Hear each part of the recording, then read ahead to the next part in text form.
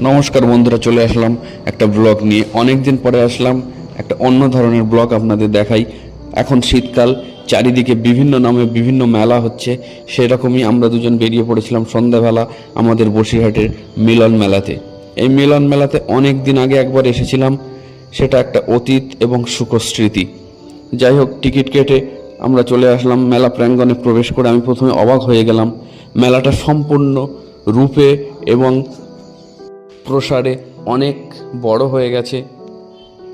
ঢুকে প্রচুর লোকের সমাগম দেখলাম। একটা সাংস্কৃতিক অনুষ্ঠান হচ্ছিল, প্রচুর মানুষ সেই অনুষ্ঠানটা দেখছিল, ছোট ছোট বাচ্চাদের নৃত্য।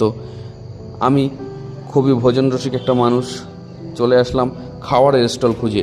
এখানে স্টলগুলো খুব সুন্দরভাবে সাজানো, একের পর এক খাওয়ারের স্টল। পিঠে দেখলাম খুবই সুন্দরভাবে পরিপাটি পরিচ্ছন্নভাবে খাবার বানানো হচ্ছিল, তাই দুটো পিঠে নিয়ে খেয়ে নিলাম।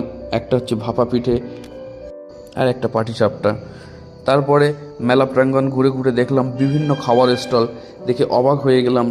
এখানে সুন্দর রকমারি ধরনের আচার বিক্রি হচ্ছিল, আচারগুলোও দেখলাম। তারপরে সুদূর মেদিনীপুর থেকে বিক্রি করতে এসেছিল পাঁশকুড়ার থেকে এক চপ, এই চপটাও আমরা টেস্ট করে দেখলাম। তারপরে দহি বড়া বিক্রি হচ্ছিল, এখানে কাবাবের বিভিন্ন স্টল ছিল, দুটো তিনটে কাবাবের স্টল দেখলাম। তারপরে চলে আসলাম ফুচকা, একের পর এক লাইন দিয়ে ফুচকার দোকানগুলো সাজানো গুছানো।